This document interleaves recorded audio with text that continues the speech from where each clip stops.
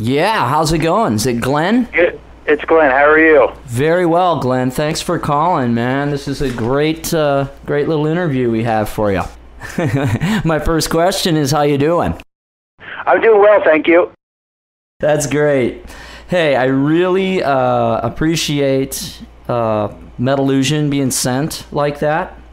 Yeah, no problem, man. I just figured it'd be kind of cool just to have it in your hands, before we do the interview. So, Oh, man. Refreshing music. I'm telling you, it's so great to hear instrumental music of that caliber. It reminds me of some of my old... Ronnie Montrose popped a few of those kinds of styles out at us without vocals and even toured it a little bit. And, wow, refreshing. Thank you. Thanks. Yeah, and it reminds me of a lot of things. And that's why my focus on this first part of the interview would be, what attracted you to a music concrete sort of instrumental recording style there? I think, it's just from, stuff that I grew up with. I grew up listening to, old Jean-Luc Ponty and Al Di Meola and Return to Forever and, all that kind of stuff. And then you have that style. And then you have, some of the other musicians in the band, like Jim Gilmore's from the band Saga. So they write more in that kind of prog pop, kind of style, I guess if you want to call it that.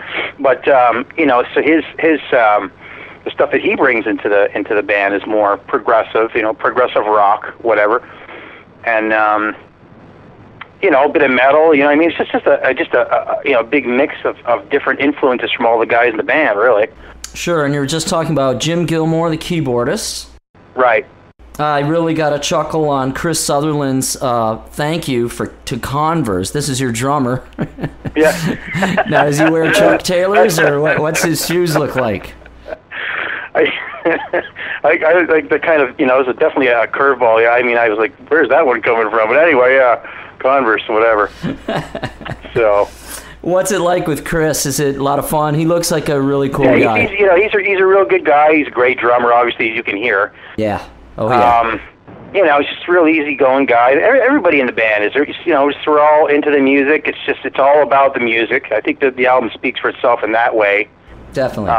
Because we spent a lot of, a long time on it. It was worked on over, about 2.5 years. Sure. It's not steady, but, on and off, but it was just all about the music, not thinking about, we should maybe try to, do something like this. So, we might catch some more attention or whatever. It's completely self-indulgent. I mean, for me, it was, initially I wanted to make an album that I could listen to and be happy with in the car. Awesome. So there you go. Well, I'll tell you, when I was preparing a lot of notes of what to ask you, it's great listening, man. You can read to it. Instrumental music, there's nothing like it. Paul Yee sounds great on bass. Yeah, he's a great player. Reminds me a little bit of Jeff Berlin, like this warm tone, Yeah, exactly. I mean, but they're all sick musicians, They're just all great, and that's what made it, really enjoyable. Working with musicians of that caliber doing this kind of stuff. It's just, and they're able to do anything I threw at them. They were able to do it no problem. It's just really enjoyable. That's great, Glenn. And the guitar playing, of course, even with the guests and yourself, absolutely amazing. Right up there, man, and just beautiful. Remembering lots of great jazz fusion, lots of great progressive rock and metal all over this record. Loving it, man. What about the choices for Al Di Meola's piece, Jean-Luc Ponty, and then, of course, the two Zappa pieces? What's up with that? Okay, well, it started off as the whole idea of getting together with these guys basically came from me making a phone call to Chris. I started by just, I left Megadeth, was out of the band for a little while, and I wanted to start doing some recording. I got a studio that I built in my house, like a lot of people, but I built a full-blown studio. Is that Eclipse? Yeah, that's what I call it. Yeah, exactly. Yeah, yep. So, and I've been doing it for a long time, engineering as well as, playing all stuff. Anyway, I called him and said, I got this idea just to do something, just I've been doing metal for a long, long time. It's great, but it'd be nice to do something a little bit more adventurous, a little bit more, instrumental and all that kind of stuff. And he was all for it and recommended the two other guys, because Paul was a friend of his who who lives close to him, and Jim Gilmore, he knows him from Saga because Chris played in Saga on a couple of tours, at one point a few years back. And he wasn't on any of the albums, but he did a little bit of touring with them. So he recommended those two guys, and I said, okay, well, let's, I really don't know exactly where I want to go with this, but how about we do a cover song just to kind of see how we all, if we all mesh together and, all that kind of thing. Just checking each other out, basically. So I thought, well, if we're going to do this, let's come up with something that's real special. And to me, it's a very demanding song to play. Very, very technical, and it's not an easy song to play by any means. No way. And as you can hear, so it's a little bit at times it's like, oh man, what have I got myself into? No, but it was a lot of fun. And by the time we finished it, like, wow, I think we got something here. It seems like this might be a good blend of musicians here.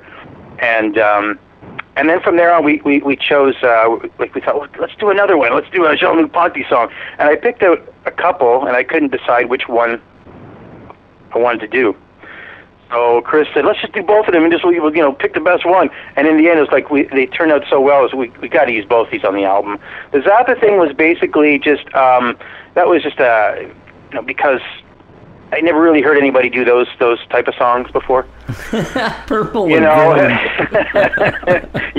you get, most people cover it, they do more of the obvious songs, and those are definitely a little out there, as of course, as most of his music is. But anyway, actually, the song is really just one song.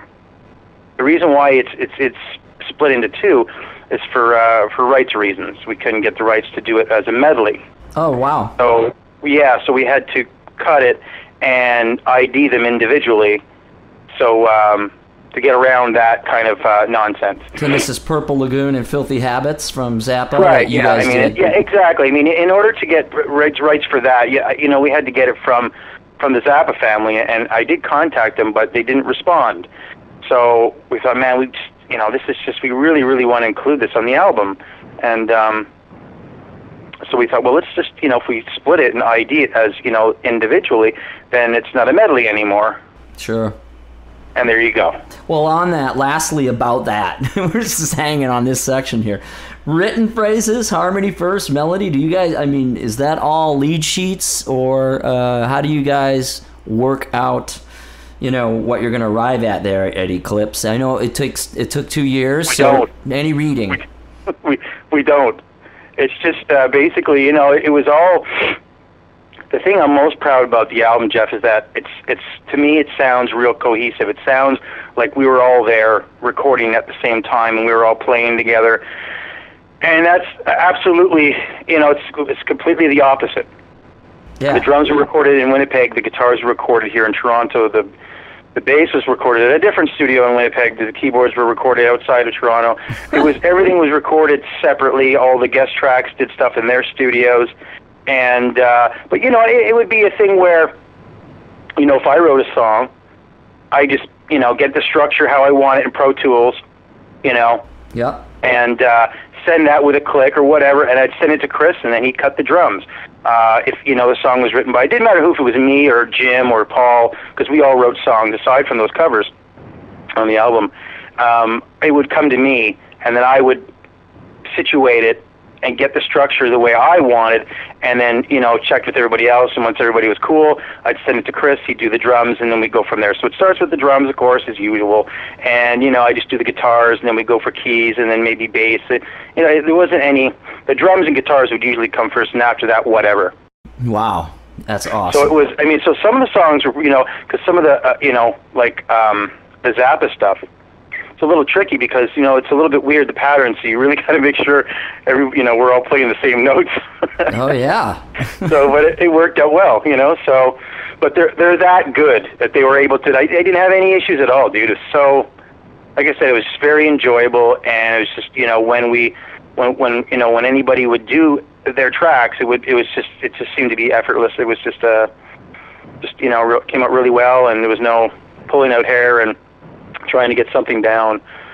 So it was all done like that, and it was all the tracks were sent, WAV files. Wow. Over the internet, and but a lot of time was spent, obviously, in the mixing process, and Wow, yeah. Making sure everything was, like I said, I wanted to make sure everything was as cohesive as possible, production-wise, not just, and the material, too. I mean, even though there's a lot of variety, I wanted to, try to make it to where, it sounds like everything belongs on the same record. So I think that's the goal with everybody, I suppose, but I feel that I think we did a pretty decent job. I'm really, really happy with that. So. Oh, no, man. Masters of transcription for those works that you chose, and then your own material, beautiful writing, and great tone, great balance. This is a great, great record. Hey, let's talk about you. Okay. What would be your favorite element in choice of songwriting in music? Harmony, melody, or rhythm, percussion? Oh, man. Or all the above, probably. I mean, that's what's funny Yeah, about yeah, I guess you could say that. Yeah, sure, why not? Yeah. Pretty much. Yeah. Yeah. It all depends, That's a tough one to answer. But there's so much. And so many, depends on what it is, what I'm doing, what Sure. kind of style I'm going for, or whatever, So maybe then the answer is mood. Whatever the mood I am in would. Yeah, lead exactly. me. And that pretty much goes for, just solos, anything. Yeah, pretty much just covers about everything. Yep. That's cool to come about that kind of an answer. And more about you. One of my Heady colleagues, Paul Goodchild, and I like to say that certain guitar players sound like either violinists, wind players, or percussionists. Which one would you say you are most like? I'd say I'm definitely more like a violinist type of style. I would agree with that, when you listen. Every now and then, though, you will blast out a more brassy. Sometimes there's a little bit of wind, but like if you think of B.B. King or something, you think that sounds like a saxophone or something, or bow bow, like brass instruments. Then even thinking of covering Jean-Luc Ponty, but listening to your sweeps and arpeggios, the smoothness there, very, very virtuosity, like a string, more on the string side of things. Really awesome. Yeah, thanks. I appreciate that. Maybe a little bit of drumming though in there too. So. Maybe. Never really thought about it that way. But no, I mean the Jean-Luc Ponty stuff. I mean, there's in one song at the beginning, I pretty much copied the melody that he did because I just love the way he starts the solo and the melody, and it's a very, very strong, real moody kind of thing. And so, I mean, most of the stuff was, we kind of did our own thing, but there was a couple of pieces that, here and there where the melody was so strong, I didn't want to deviate from it, and that was definitely one of them. So I tried to make it, because if you listen to old Jean-Luc Ponty, when he does his soloing, I mean, he's got just a wicked tone. It's just, he's got this kind of modulation kind of effect. I don't know if it's a phaser or what it is, but he's got a modulation thing happening. It just sounds really cool and very atmospheric and the whole bit. And I kind of wanted to capture that. So that's what I did. If you listen closely, there's a little bit of modulation going on there in some of my parts, and I was trying to kind of mimic that kind of feel and sound, That's great. It's not just great playing, transcription on your instrument there. It's your engineering is extremely talented there, Glenn. It's awesome. Thanks. Appreciate that. Yeah, like I said, we took a lot of time, it was no rush, let's just do this right. It's going to be, some of the members of the band were getting a little bit kind of anxious, like, man, when is this thing going to be finished? Yep. It's going to be finished when I'm really happy with it and I feel like it's ready. That's when it's going to be finished, and I really don't know when that's going to be. And if there was periods where I didn't want to do any recording and just, then that's just the way it was. We didn't do anything. There was no recording that was ever done when we felt like we should. So That's we just cool. did it when we wanted to. And it was, if we were inspired or whatever. And that was it, So, but it was, because in the mixing process, there's so many possibilities in Pro Tools, and I really wanted to kind of have I mean, I love the sound of Pro Tools and all the stuff that comes with it, but, you know, I really like analog sound too. So, you know, some of the equipment that was used definitely mimics that kind of, or has that feel, like the Apogee unit that I use. It's a really, really good converter, and it definitely gives it that kind of analog warmth to the whole thing. That was a big part of it. Yeah, that's your preamps. Well, that's a digital converter. Okay. But the preamp that I use actually for a lot of the tracks that were done at my place, in my studio, is an old UA 610. Wow. So for anybody who knows that stuff. Well, that's gorgeous, man. Universal Audio. Yeah, it's just real smooth. You know, just really good reproduction, and, you know, all that stuff. Cool. Mozart said he didn't have time for pupils. I miss teaching. Do you still teach at Musician's Choice up there in Canada? Musician's Choice? I don't know. It says something about that in one of my specs. Do you still teach, maybe, just general? Yeah, in general. Yeah, there's actually a studio I'm going to be teaching at, actually, just coming up real soon. It's one of the bigger ones here called Metalworks, and it's owned by the band Triumph. You remember them? Oh, yeah. Of course, yeah. So it's been around for a long time, and they're just opening this production school, and I'm going to be teaching there, which is going to be great.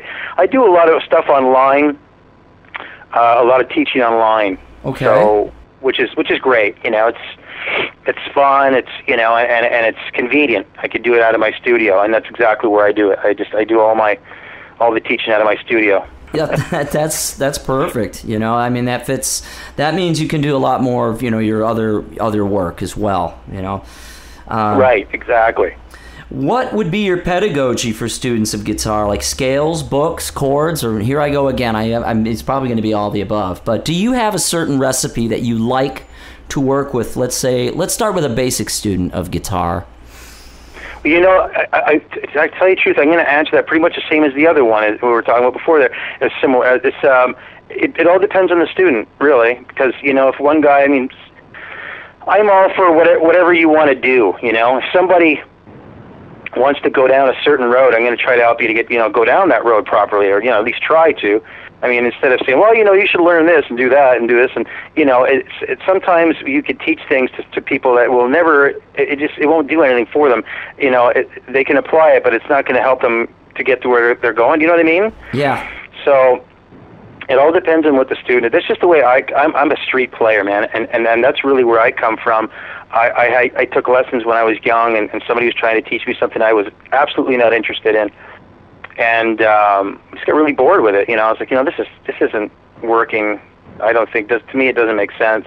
It's more just you know, I think aside from the obvious things that you need to learn, you know, just to understand, you know, the alphabet and blah blah blah. But I think for the most part, you know, if somebody wants to play a certain style or try to develop into a certain style because they're really inspired by a certain band, guitar player, or whatever, you know, I think that's the way it should start, for sure, because that's, you know, you try to teach somebody something they don't care about, they're not going to practice. The guitar is going to sit in the corner. Yeah. So whatever it's going to take for you to, you know, to get the student moving and be, wow, you know, I'm a real big Sabbath freak or whatever, and now I can play the solo to, you know, to this song or whatever, you know, that's pretty much the way I go. That's pretty cool. You brought that person to that level. For our listeners out there, I think that will maybe get them to find the right teacher. That it's okay to leave a teacher if you're not feeling you're getting it, or if you don't. Of course, absolutely. I mean, it's a waste of your time and the teacher and the money and everything else. It's, you know, that's the way it is. I mean, every teacher will, you know, if you start teaching like, say, guy starts teaching at the school or whatever, it's going to take a little bit for him to get his students together. Mm-hmm. You know, he's going to go through a few students that are just not going to jive. You know, where it's just they're not hitting it off for whatever reason, and so it's very important, of course. You know, and I find too. I mean, I get along with all my students, and it's fun too. So that's part of it as well. Yeah, I that's believe a big part of it, because I mean, if it's just cold and, you know, just that could be, you know, kind of annoying and boring. But, you know, again, it's anyway. Cool. No, that's wonderful. That's a great thing. Lots of stuff came out of that I didn't expect at all. Did did you have fun recording on Van Williams' Pure Sweet Hell? And tell us how that came about. Well, that was just pretty much just, the same as when I'd ask, the guys that played on the Metallusion album, just, his friends, and, hey, do you mind, doing the solo for me type of thing? And it was the same for Van asked me. I said, yeah, it's no problem, dude. Just, send me an MP3 of the section and put down a solo and send it back, and there you go. See, I've always loved that concept. When I started getting into recording was the early 90s, so I was, the ADATs just came out. Yep. And so and then they had this, this thing where you can, there's like an instructional, or a demonstration video that came with the first unit that I bought, and they're showing these things about how you can, this whole idea of you can record something and you could send it to a buddy that's got his little setup, and he could put something in it, and you just do this whole collaboration type of thing, and people just just adding things to somebody has an idea, and then and then they'll add to it. That's just... And the whole interaction, thing. And I've always loved that concept. And of course, we can do that even easier now with Pro Tools and all the other recording software that people use. It's really easy to send stuff back and forth, providing you have, sufficient space of, gigabytes. Yeah, I think it's incredible. So it's just I just really like that. That's pretty much where it came about. So it's I like doing that kind of thing, and yeah, for Van's a good friend, and just asked me to do a solo, and just dig one off. So wow, that's pretty much how that happened. That's cool. And on that same note, are you working with Stephen Forte of Adagio and Red Circuit, or what? Is there a story about that? I just did a solo on his album. Cool. And I didn't even know what's the name of it again. Well, it's just I'm not sure of what the work is. It's just general in my notes that you were working with Stephen Forte. Yeah. Oh, okay. Yeah. I mean, it's a solo album, I believe, that he's doing. Okay. Yeah. It's all instrumental, so I believe it's going under his name, but I'm not sure all the details. I didn't ask him that.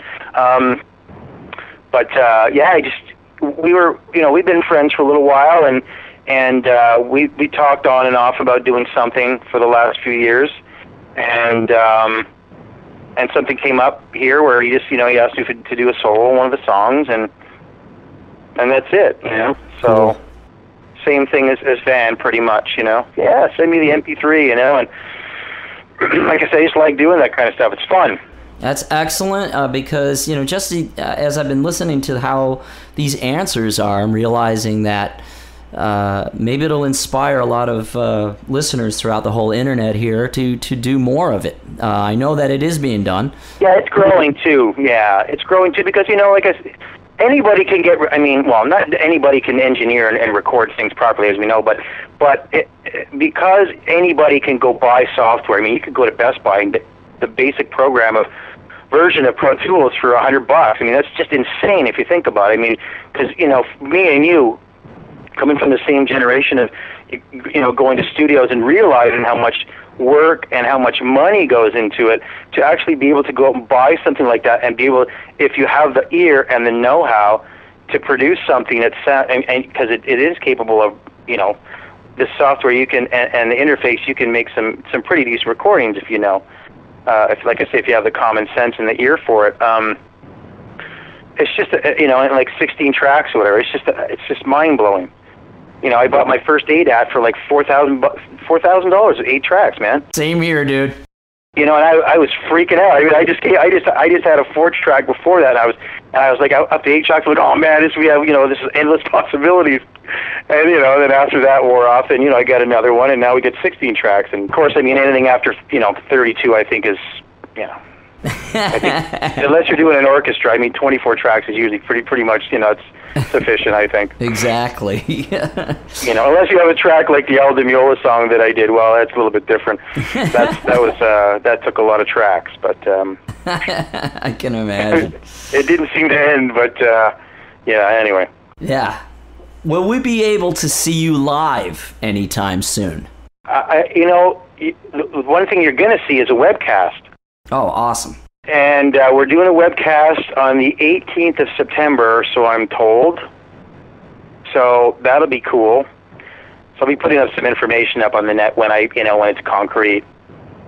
We're going to be playing some Toronto shows to kind of warm up before that. Aside from that, if we're on there, I think if we're put on a like a package thing where with I don't know. There's not really a lot of us out there Marty Friedman does his thing, which is all instrumental. Alex from Testament does his thing. It's a little bit lighter, but same kind of idea in a way. There are possibilities, but I think if it was something that made sense and we were with a couple other acts that made it worthwhile, then I think it'd be. We're hoping it's going to happen sooner than later. That's for sure. Put it that way. Awesome. Well, it's time for apples and oranges. Are you ready for this part of the sure. show? Go ahead. What the hell is apples and oranges? Okay, here we go. Here it goes. You have to choose one or the other. All right, here we go. Black Sabbath or Deep Purple? Man, I can't answer that question. I can't answer that one. That's too hard. How do you choose between those two bands? That's why I asked it. It's almost impossible. Because I'm a freak with both of those bands, and it's just even though there's some heavy stuff, they both have heavy stuff. It's like you can't do it. I have to pass on that one. Why couldn't you ask me like Black Sabbath or Devo? How about something like that? Actually, no, Devo. I like cool. Devo. Yeah, I know. Yeah, I was gonna say maybe like I don't know, Frank Sinatra. No, or Perry Como. That would have been perfect. Black Sabbath or Perry Como. Okay, that one I can answer. Oh, that's great. Betsy Bitch or Lita Ford? I'll have to take Betsy Bitch. Yeah, for sure. Wow. All right. Yeah. That's a match. Yeah. Megadeth or Testament? Testament. Oh. Oh, man. Are we going to be okay with that? Yeah. Absolutely. Yeah. That's cool. That's always been. There's certain Megadeth albums I like, but on a whole, Testament's just. It's just a band I've always liked better. That's cool. That's fun. Bruins or Canucks?